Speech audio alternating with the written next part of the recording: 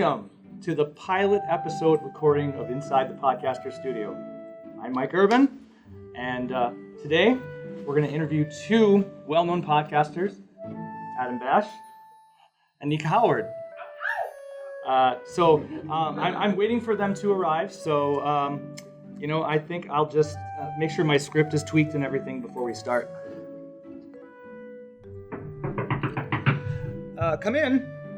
Hey, Mike. How you doing? Hey, David. Yeah, how you doing? I wanted to find out. I've been working on my tractor. Okay. It broke. And sorry to hear that. Yeah. And so, we got our family plasticware, and my butter knife broke. So I wanted to find out if I could borrow a butter knife so I could fix my tractor. Yeah, absolutely. But right now I'm in the middle of recording a pilot for my new show, Inside the Podcaster Studio. Potential pilot if it goes well. Yeah, that's cool. You see, you got a microphone there too. Yeah, and there's people here. See? Yeah. Oh yeah. I see that. Weird. Yeah. You're welcome to hang out and try to I'm interested. Who are you at? So you say I'm recording with Aidan and Nika Howard. They're two well-known podcasters. I'm a big fan. Okay. I tell you what. Would you mind if I stuck around and just kind of watch what you do? Maybe even ask a question. Sure. Yeah, I'd love that. Yeah. All right. Cool. Okay. Hey. Okay. Yeah, I see Adam come up right. Yeah, Adam. Yeah, you can come on in, Adam. And now welcome Aidan Bash, your favorite AI, and the proprietor of the Gilded Ram Grog House and Tea Room. Hey, welcome, Adam. How's it going? It's wonderful. Would you like a water? Yes, thank you. Great. I tried some of that melted ice they have out there in the game room. Okay, so the first question we have to ask. What made you want to start podcasting? I really like to hear myself talk. That's the easy answer, but it's the truth. Yeah, no, when I was a kid, I would carry around my little cassette player and record myself on tapes all the time, and I would I would do that thing where you record by holding it up to the radio and record a song off the radio, and then I would pretend I was a DJ and I would try to put stuff in between songs and stuff like that and make these little tapes. And I actually wanted to be a DJ when I was a kid, but my mom told me there was no money in that, and she was right. So I became a teacher where there's no problems with finances. Yeah. I was going to ask you why did you choose your other career, but hey, you took it ahead of us. So does your family generally like the podcasting part of your life, or supportive of it?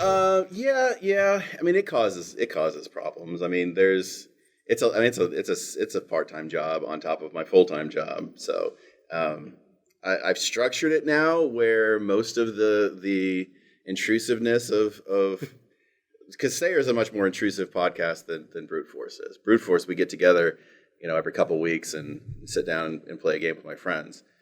That's pretty easy to schedule around. Sayer is a lot more work. Writing takes a lot of time, and it doesn't go. It's not one of those things where you can sit down and say, okay, I've got 2 hours here. I'm just going to do everything in these 2 hours, and then it'll be fine. Because you'll sit down and you won't, your brain won't be there. So it's not something that I can do on a set schedule. So when ideas start to strike me, I kind of have to cordon myself off of the basement and say, okay, I got to take some time and write.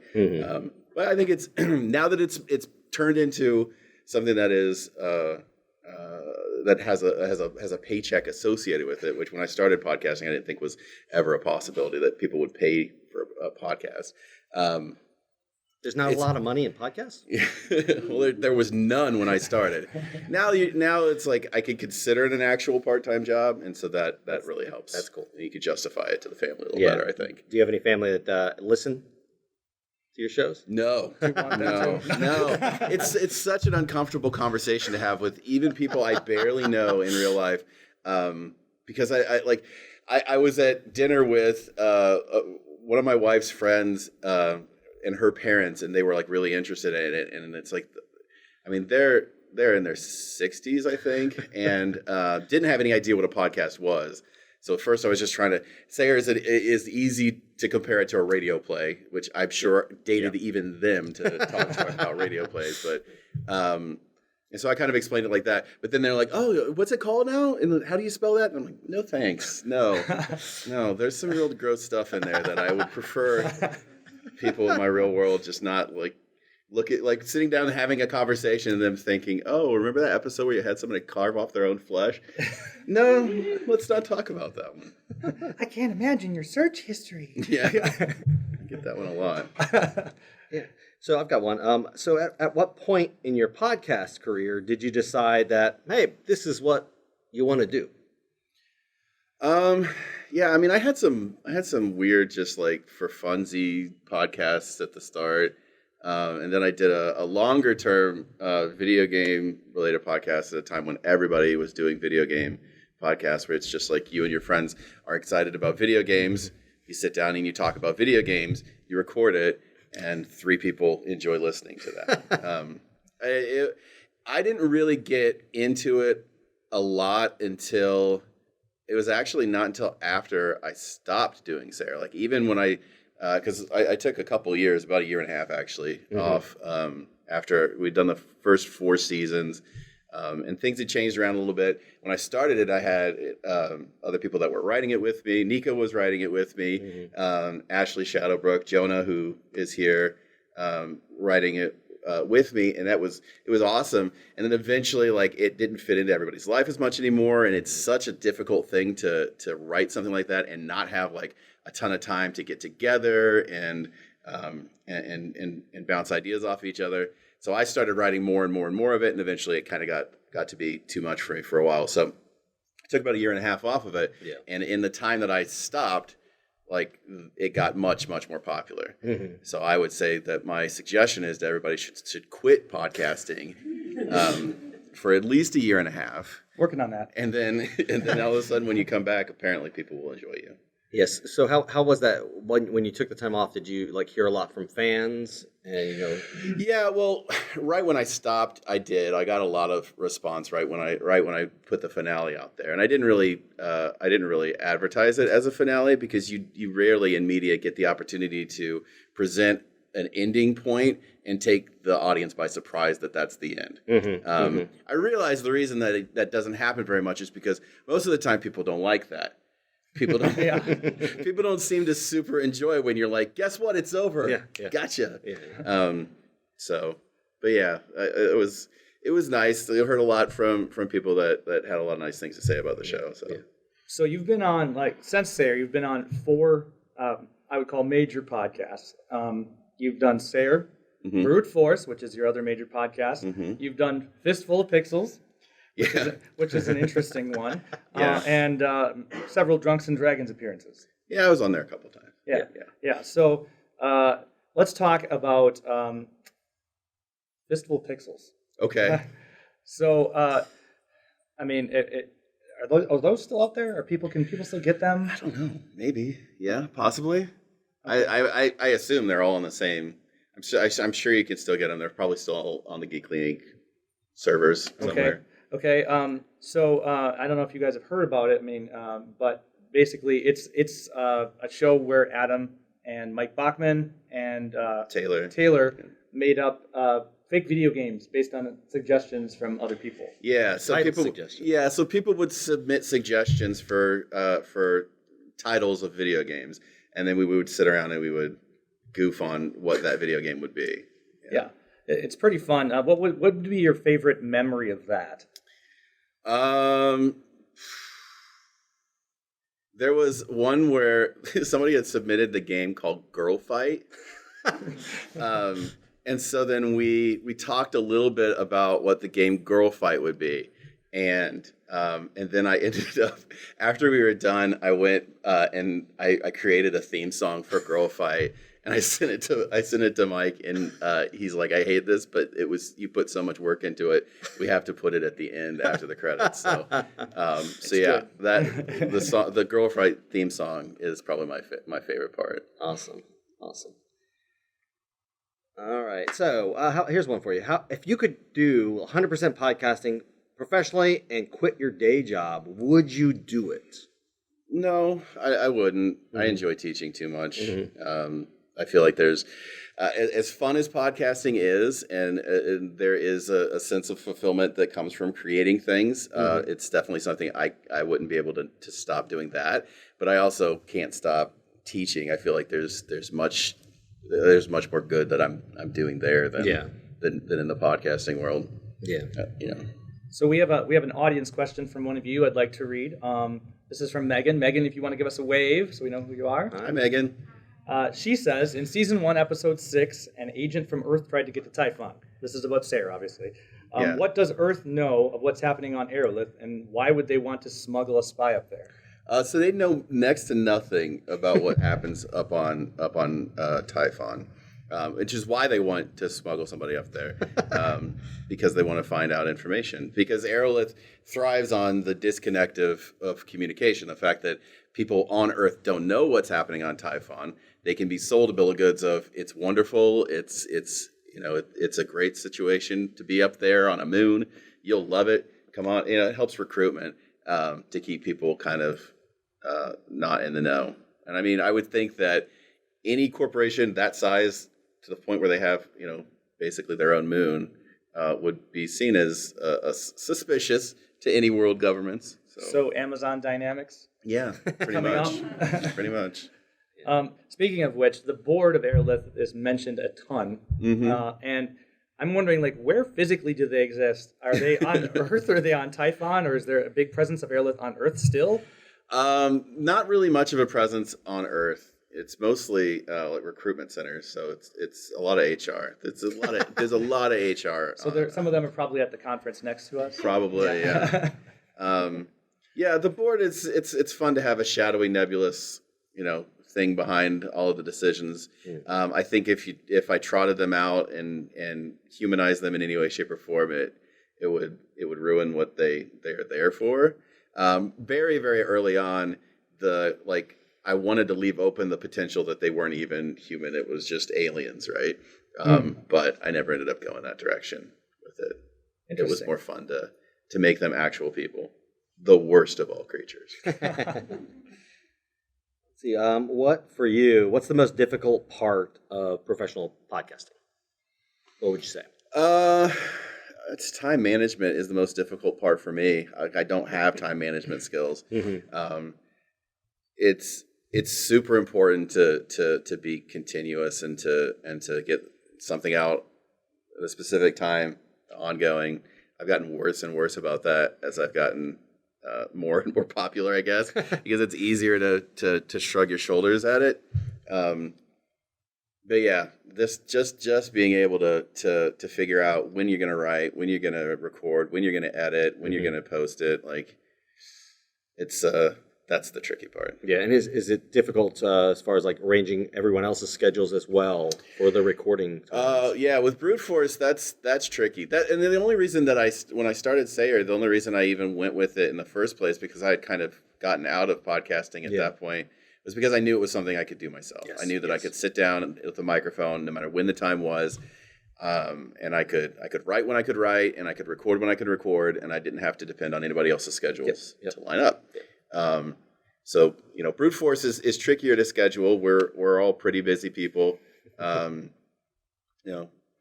got a kid, now, and then Carly's got a million things going on. I don't know if you've noticed lately, but she tends to keep herself fairly busy. Yeah. John is in the freaking UK, so there's only certain times where we can even do it, because if it's too late at night here, it's 2 a.m. there. Yeah. So it gets tricky. So regarding Brute Force, then, what inspired you to start that?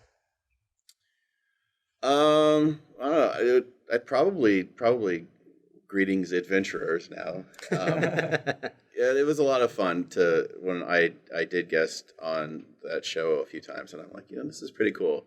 And then I went to, I think it was Geeklycon in Louisville, and played a lot of games. And I had really not done a lot of role-playing games before that. And it was a fun experience. So I thought, everyone else in the world has their own actual play podcast. Why not me? Why can't I be that person too? But I mean, if you're gonna if you're gonna do something ongoing and continuously until you hit the grave, which is basically what you sign up for when you decide you're going to start a podcast, it might as well be something where you sit around and have fun with your friends. Yeah, you know. yeah. And when we started Brute Force, I felt like it was a good group of people with interesting voices that did not sound the same, and I thought that was cool. And now it's the point where it's like these are some of my best friends on the planet, and so like it's a treat every time I get to spend time with them. Mm-hmm. Great. I got a great question regarding Brute Force from Shelly. Shelly, can you raise your hand? There he is. So he asks, what grade level do you teach, and how does that help you in dealing with the Brute Force crew? I am a high school special education teacher, so I am ideally fit. Yeah. It's a lot of trying to push people back on track in both of those roles, you know. People get distractible at times. Yeah. Yeah. Yeah. And there's another one here from Kelly Rome. Kelly Rome, are you here? Hey, that's you again. What would be the best advice you could give a new podcaster? Best advice. Well, if you went to, I did a panel in St. Louis. So if you went to that one, you're probably going to hear the same advice I gave then. I feel like when you start a podcast, you have to determine at that moment what is successful. Like, what is your threshold for success? Mm-hmm. What is going to be the thing that if you hit it, you're going to feel starting out like that's what I intended to do. Mm-hmm. So successful for you. Right. Mm-hmm. Because it gets easy to get, as you get bigger and as things go on and you start to create new goals for yourself, and things don't mean as much anymore. You know, like you may be super excited if you get 100 people downloading your episode, and that might be your goal, and that might be the thing that you want more than anything, right? Mm-hmm. And then if you do that, then you start to care less and less about those numbers because it starts to not even make any sense anymore. Like I crossed 1 million downloads at one point on Sayer, and I was like, holy shit, that's a lot of people, right? Mm-hmm. But then I crossed 2 million and it didn't mean a damn thing to me because like, what's the numbers anymore? It doesn't make any sense. Yeah. So you have to set it up in advance and figure out what your goal is and figure out what's going to make you happy, what's going to be a thing that you would consider success. Because then when things start to move around you, you can keep that kind of in your mind as something to feel good about. Okay, another question came in about Brute Force from David. David asked, I am curious where you got the inspiration for the 12 gods and their power, balance, or brute force. So Brute Force was built, like the world was built around the concept of this pantheon. And so I really wanted to get the pantheon right. Like it was super important to the world, even though we didn't really get into why it was important for a long time. All of the gods are based on animals. So it's all personification of an animal. Yeah. And I stole that idea from a game that we played. Carly ran a game at the Louisville Geeklycon. She ran a game called The Tribunal, which is a Nordic LARP game where you are all a bunch of soldiers that have been stationed together, and you're going to face a tribunal, and you get pulled in one by one and have to answer these questions.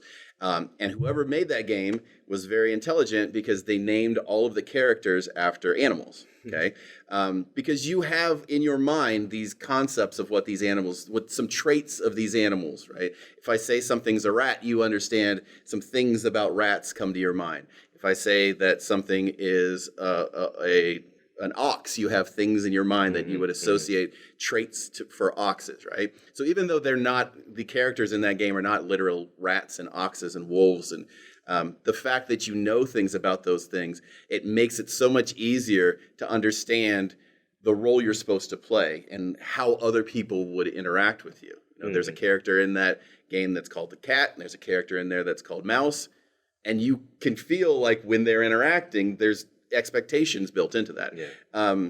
So I've always felt like learning new pantheons is so difficult. The D&D pantheon, I can't remember 9 times out of 10 which gods even exist anymore. And then like the names are all so complicated where it's like with this, it's like, okay, the names are really easy. It's just a bunch of animals. and you can kind of understand like where it comes from and like what the features of those characters might be. Yeah. You know? And it's funny because everybody, well, except Ray, who was not at that GeeklyCon yet. We didn't know about Baby Ray yet. Everybody else that was in that ended up being on Brute Force because Pat was in that game with us. Carly ran the game. Bajaya was in the game. John was in the game, and that was the first time that we all kind of like hung out together. It was just in that really weird scenario, but that kind of started things off. Wow. What would you estimate, and this can be an estimation, how much effort do you put into your podcast on an average week? Like your podcast work in an average week? Well, I don't know. Brute Force is really not that much work for me because I sometimes I plan out what I'm going to do. I'm a real fly by the seat of my pants type DM. Nothing wrong with that. I'm a big picture person. I come up with the big picture of exactly like what the big arc looks like. So like we don't run a railroad on my show, but we definitely run a river where it's like we're going from here to there. You can go back and forth any path you want down this river, but eventually the water's going to carry you to where you need to be. Yeah. It's more the Mississippi than your local river. I imagine. Probably. But so, I mean, Sayer's a lot of work. I would say to write an episode, it usually takes me 5 to 7 hours. And then to record the episode, it's a 20-minute episode. But I did a big bad when I started this out and made Sayer an AI because here's the thing, you can't breathe. And that takes a lot of time when you record. So you have to really work on breath control. Plus, I'm super out of shape, so breath control is not great for me already to start. So to record an episode of Sayer, it probably takes me an hour and a half. Mm-hmm. Editing it probably takes me about 3 hours. Yeah. Most of that is searching for weird sound effects that I don't already have in my giant pool of weird sound effects. Mm-hmm. Okay. All right. Well, Adam, now's the time that we're going to do the famous pivot questionnaire. If any of you have ever watched Bernard Pivot. Yeah, the Inside the Actors Studio, that's the questions they ask at the end. So, David, do you just want to go one the other? Yeah, that sounds good. You can start us off with the pivot. All right. Oh, of course. What is your favorite word? I don't know. Ziggurat. What's your least favorite fun. word? Debt. What turns you on creatively, spiritually, or emotionally? It's getting hot. Just people enjoying what they're doing. If it's infectious. Well, what turns you on? I don't know. I guess being put on the spot. Yeah. Perfect. What is your favorite curse word? Fuck. Perfect. Fuck is good. What Fuck is sound? so many uses. Yeah, what sound or noise do you love? I like the sound of when my dog hears me come down the stairs and her tail starts slapping on the couch next to her bed where she lays downstairs. That's good. What sound or noise do you hate? My dog when she does anything else. What profession other than your own would you like to attempt? I think I'd make a badass matador.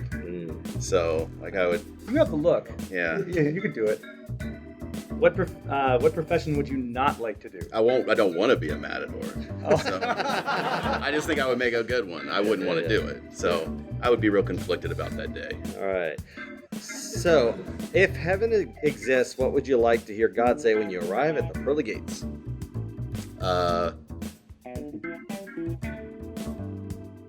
Gotcha. Well, thank you, Adam, for being on our show. Everybody, Adam Bad.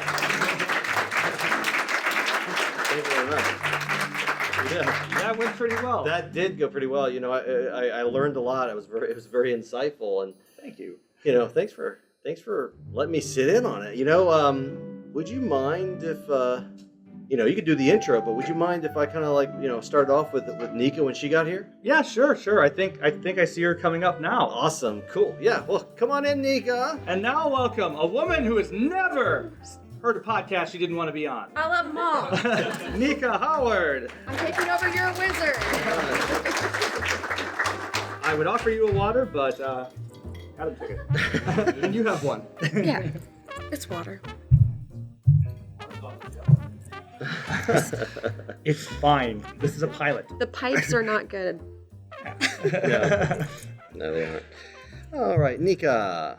We're going to dive into some questions here, and I'm going to start it off for us. What would you consider your greatest inspiration? Starting off with the small stuff. Wow, well, I'd like to go back to 1995. It's, whatever really strikes me in the moment. If there's a movie that I just watched and then we have to make a character, I'm like, you know what? I want to make Guts. Or I want to make, it's something that makes me laugh. Or that I can figure a story out to. Yeah, so you're in the moment, in the present. Yeah, Okay. yeah. It's whatever tickles my fancy. Awesome. So what got you into podcasting in the first place? I had a friend who at work said, you just sit at your computer all day and you don't have to talk to people. Do you listen to podcasts? And I was like, what's a podcast? I thought it was like NPR kind of. They had to be boring and stale. And so I said that I had never listened to one. And he said, you should listen to Drunks and Dragons. I think you'd like it. So then I started and I couldn't stop. Listening and being able to hear how much fun they were having. I was like, I want to do this. This seems really, really cool. And I got hooked. So before that, let's dive back. So, could you give us a brief description? What was your childhood like? We do not have time to unpack that. Oh. Good night, everybody. Yeah. Complex. I think it was fine. I was an only child. I was an only child growing up because I have a half sister who's 18 years older than me. Wow. So, Yeah. very only child. So I grew up basically just trying to entertain myself. A lot of memorizing movies and watching comedy shows, but just in general, making my Barbies talk or making my Little Ponies talk to each other. Awesome. Yeah, same thing, except for mine were Star Wars figures. Oh, I had Star Wars too. Yeah. I always made Han kiss everyone because he's Han. Yeah. We have a question from Callie. Are you here? Hey. With wonderful pink hair. Okay. Oh, Battle of the Callies. Fight. All right, so she asked, Nika, what was it like switching from a fan to a podcast member? Or sorry, from a fan, You got it. Yeah, you got it. It was very surreal because I couldn't imagine that I was actually being able to have a conversation that they could hear and not just me talking to my headphones being like, oh, Tim. So it was a lot of, the very first time I recorded with them, I had everything set up. David, you'd be so proud. It was a very quiet, solid surface. No snoring dogs? No snoring dogs. This was pre-Axton. And I had my character sheet, and I had my computer, and I had my drink. And then I was so nervous, I kept spilling my drink all over myself. So then I just kept drinking more because of that nervous habit. So then I got really drunk, and I didn't remember anything that happened. And I was like, they're never going to have me back. I woke up the next morning, I'm like, I'm never going to play with them again. That was it. You blew it. And they were like, that was fun. And they enjoyed it, thank God. And so, Wow. Good. It was weird. It was crazy. It was good. Yeah. So does your family like or support your podcast career? Yes, because they don't really understand it. Mm-hmm. But they know enough about it that they know that there's like a convention that we go to and that we go to like other places. And my mom, she always gets really excited. They don't listen. I've told them not to listen. I don't ever want them to hear some of the things we say. But they know that it is a thing that I do part-time, and they enjoy it. And my mom will tell everyone that she meets.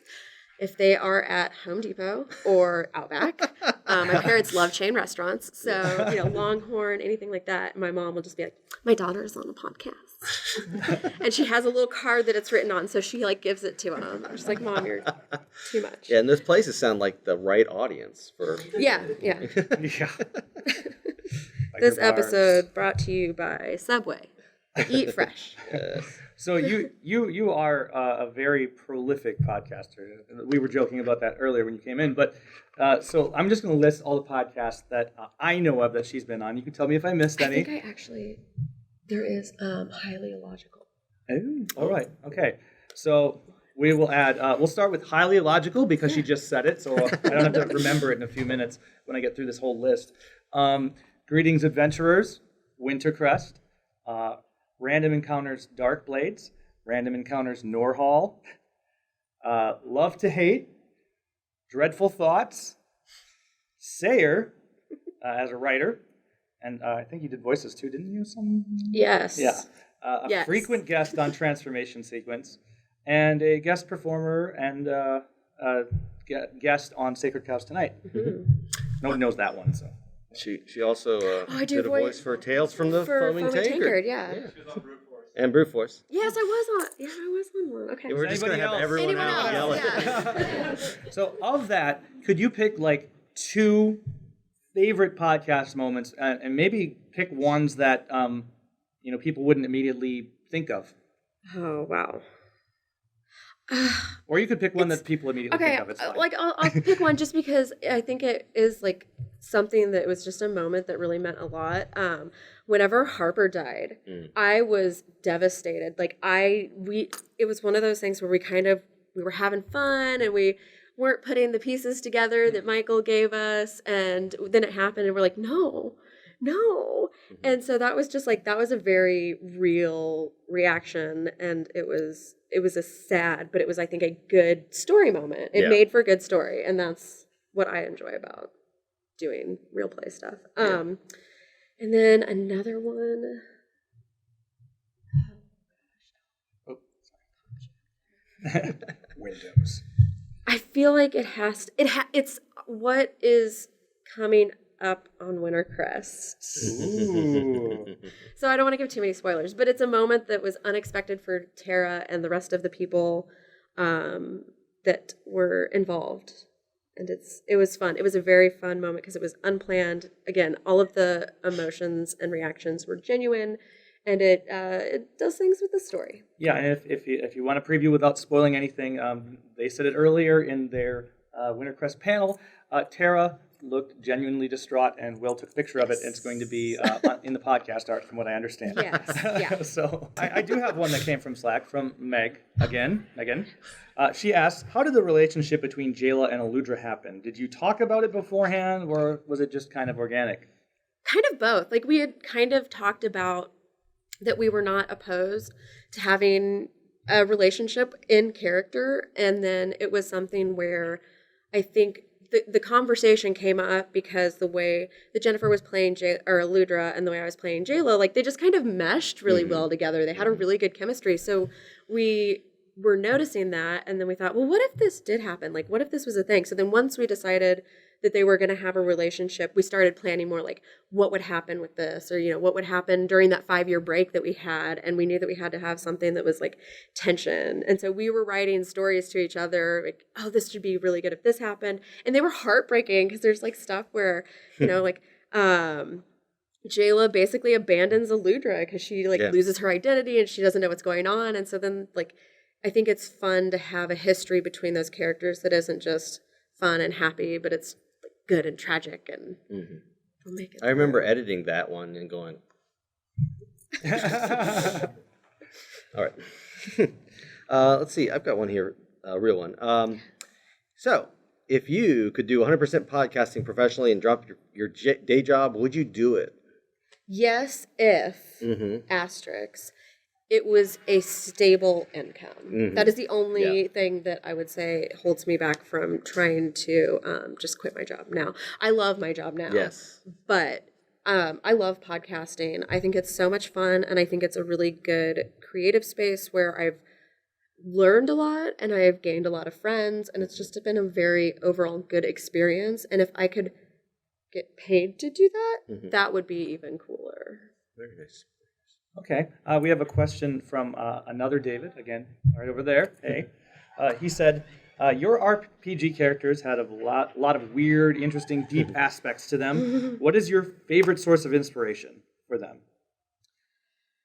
Usually it is someone that I've watched in a movie or read in a book, or it's a character of some sort. So like Lonnie, I started thinking of Lonnie as I wanted to make Florida Man, but a character for D&D.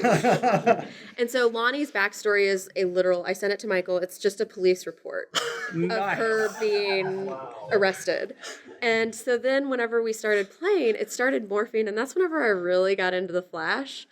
And I knew that whenever I made Lonnie, I wanted to have a character that was more RP, because Jayla was fine and good for RP, but she was a tank. She was a machine. She's like, that is, if you play a heavy combat game, you want a character like Jayla. And that's really fun, but I do think it's harder sometimes to RP characters like that. And also she's very broody, and I was like, I just want to play this fun, dumb character. And I want her to go real fast, because I gotta have some way of like min-maxing my characters. I did that, and then Lonnie just evolved from getting into the Flash and watching all of those DC superhero shows, and I was like, no, this is it. This is her identity. And that's how a lot of things, I'll like see a character, and like sometimes I'll do Lex based off of Cheryl from Riverdale, because she's like that stone cold ice bitch that you just can't not want to kiss. Well, yeah, Lonnie has a lot of heart, and she's very Dumb. Well, dumb, but also that's a sort of a refreshing sense of honesty, where all the other characters in the party will sometimes sort of hide their motivations and stuff, and she's like, "This is it. This is what I want to do. This is straight up." So, I mean, is that something that you appreciate having to do more? It's a lot less gray than Jayla. I think it's wonderful, because it, for me as a person, gives me the opportunity to actually be able to feel like I can speak up in situations like that. In real life, I will never do stuff like that, but it's for Lonnie. And so I think that it gives me that outlet to do it. And then I can also take that and be able to be like, well, if Lonnie can do it, Nika can do it. So there's a lot of good therapeutic results. Yeah, it is. It is. Nice. All right. So what's the most difficult part of professional podcasting for you? I think that it is having to... I have a personal pressure that I put upon myself whenever we record, that I need to try as best I can and come on. So if I have a really bad day, or if you're sick, or, sometimes just life happens and things suck and you don't want to podcast, but it's, you have to do it. Yeah. And I put a lot of pressure on myself to try and do well at it. So I think that's probably the biggest thing is just that kind of pressure, but I just want people to enjoy it. Yeah. So you have to drop the real world. So and just be able to go and have fun. Yeah. Is there ever a time you can remember when you came in, to do a podcast and you were feeling down, and then, by the end of the session, you were like, wow, I feel so much better? Yes, absolutely. I don't know what kind of bad luck I have, but usually Thursdays that we record end up being hell shit show days. And so then right before we record, I always end up getting frustrated by something, or, the day has just been bad. So I go into it and I'm just like, no, I'm going to have fun. I'm going to go play D&D with my friends for a couple hours, and we're going to have a blast. And it always changes my attitude. Nice. And after we're done, then it's, we've laughed for 3 hours. We've been having a good time. So attitude changed. There you go. Very good. See, we have another question from David. And it is, let's talk Sayer. What is your favorite episode of Sayer? And did you write it? I haven't listened to Sayer in a really long time. Oh, that's okay. I'm sorry. I do actually, no, it's A Pound of Flesh. Yeah. I did not write that one. Yeah. But I thought that one was really good because it was really creepy, and it makes me feel the way that I want horror stories and movies to make me feel. And it was great. That was good. So not my episode, but a creepy one. That's so. good. That's good. So we have another question from Kelly Sword. There you are. Which character is your favorite to play and why? And if you want to say all of them because you can't pick between your children. I know. I love all of them equally. I think Lex might be the most fun. And not that any of them are not fun, but Tara gives me a lot of ability to get away with things I shouldn't get away with. And it's because I've created this character from another game, another system, so I'm being able to like play her out how I wanted to see her story go. So it's very fun, and she's crazy, and it's fun to be crazy. And you're not that crazy yourself. That's just an aspect you sometimes wish you could have. No, you could not legally say I'm that crazy. But illegally. No.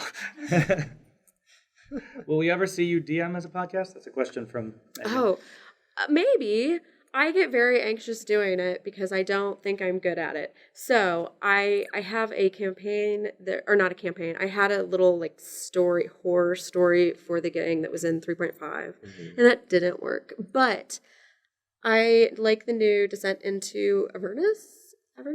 The new D&D module that's coming out seems really, really cool. And so I don't know, maybe we'll have like a kind of Norhall thing. Cool. Where there's sequential of that story. What would you, and you can estimate, how much work or effort do you put into your podcast work on an average week? Anywhere from probably like 0 to 20 hours. I don't have as much writing or prep that Adam has with our stuff. Yeah. It's more just doing the ads or having just the time to record is the most. We have another question from Shelley back there. What was your most creative outlet before podcasting? Mini painting. I did that a lot. Oh, wow. Do you still do that a lot? Not as often. But I enjoy it still. Yeah. Sounds like it's passed on to Tim and Jennifer now. It's sort of a disease. It's a wonderful thing to do. You put on a movie and you just sit there with your mini and your paints, and it's very soothing and relaxing and great way to lose 4 hours. What are your thoughts about the ever-increasing amount of social networking platforms available for use? I'm kind of old. I like some of them. I like Twitter. I hate Facebook. I love Instagram. But sometimes there's new ones that come out. Like I'm not on Venmo because I've got PayPal, and I don't need websites taking my bank information. So I don't know. It just depends. If it's like usually if people try it out, I'll let the hype of it go for a week or two, and if they're still doing it, then I'll download it and get on it. But social media is good, but it's also bad. Yeah, it's a mixture. I find GeeklyInc, Drunks and Dragons, Greetings and Adventures was my ramp into social media, and I was for years just lost. There's so much. Yeah, you don't have to worry about LinkedIn. That's a good one. A good one to. Who here actively likes being on LinkedIn? Anyone? Great. No one. But who here is on LinkedIn? Yeah, it's unfortunate, isn't it? Nice. What things would you say from your childhood have you taken and applied to what you do as a podcaster? I don't know that there's necessarily maybe anything from my childhood other than maybe like whenever we described our dream vacations.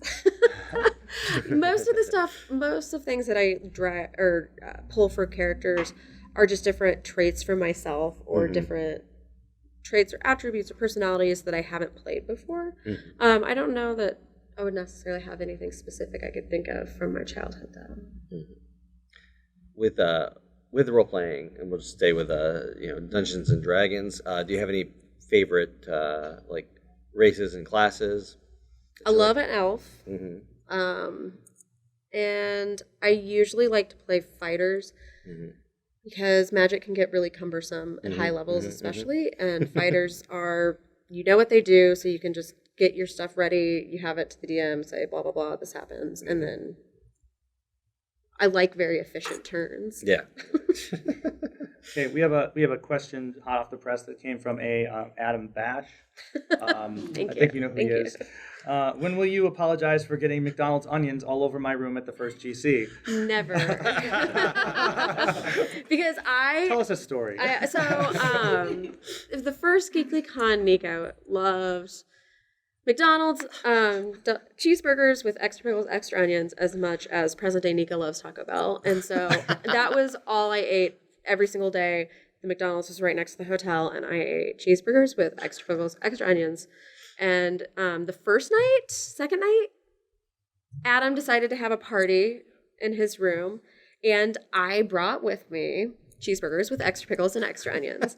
And I ate them on his bed. And you would imagine they're diced little onions, and they get very messy. So there might have been some onion in the bed, which maybe just permeated the room with onion stench for the rest of the convention. Allegedly. But I think that was a really good experience that we both had together now. It made your friendship better. Exactly. Okay. Exactly. We're stronger through the onions. You had to be. So have you got any podcasts or guest appearances or anything upcoming that we don't know about that you are able to disclose? I have nothing. Oh, no. I'm trying to. I feel as though I can say yes to a lot of things, and I would love to do everything, but it's not healthy for me. Yeah. So I am trying to just be content with what I have right now. Enjoy the now. And focus on those and let myself get less busy. Yeah. If there's any advice that you could give to an aspiring podcaster, not an expiring one. I will be, maybe, depending on how this goes. I think the joke is don't do it, but I think do it for fun.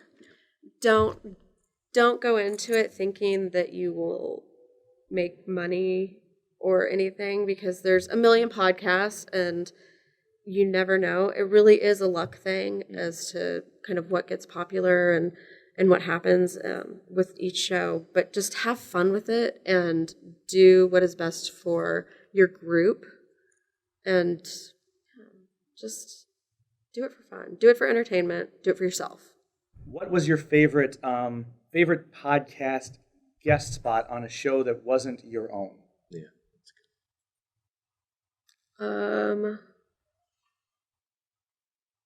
Highly illogical. I got to play a Star Trek alien lady who centrifuged everyone, and I got them to get into this club where someone got shot or something. I got to be a sneaky bitch, and I loved it. There you go. Well, I think. Wait, I have a question for you guys. Good. Yeah. Cake or pie? Ooh, tables have turned. Yeah. I can jump right out. I'm definitely cake. I'm definitely pie. I think we're done here. With ice cream on top. All right. So we're going to dive into some pivot questions. Oh, okay. These are You go always first. fun. Okay. All right. So what's your favorite word? I know that the curse one is coming up, but can it be a curse? Sure. Oh, Fucking can. shit. Shit. All right. What is your least favorite word? Panties. So It's fun to hear you say that. what turns you on creatively, spiritually, or emotionally?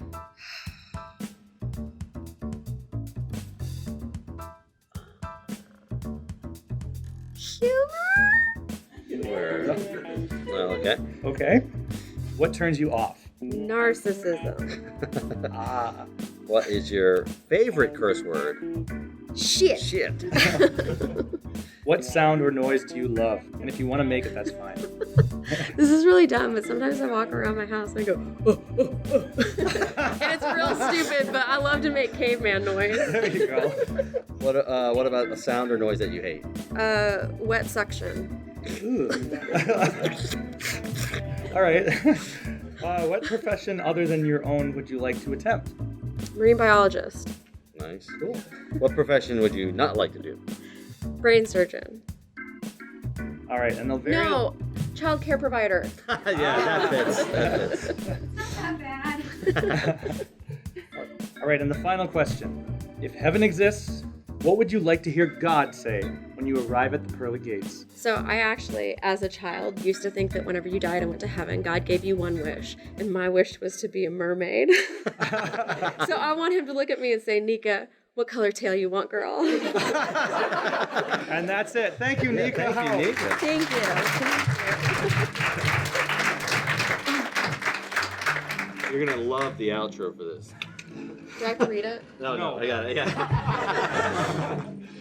Oh wow, that was actually enlightening as well. I thank you so much for letting me participate with this. Yeah, thing. you did a very good job for a first timer. Yeah, thank you.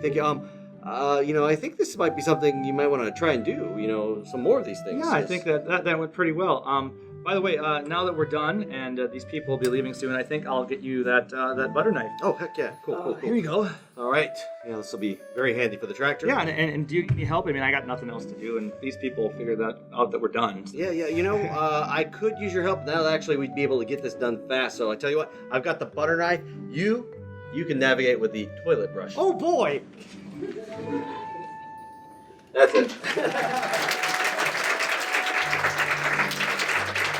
Thank you very much. And you can find our guests on their Twitter handles. As Adam is at the Adam Bash, and Nika is at Nika_Howard. I'm at Spudcam. And I'm at White Morph. And you can find my former podcast, Sacred Cows Tonight, at Sacred Cows Pod. So thank you so much for Thank you very much. doing this. For your participation. Now go have more fun. Yes. Play games.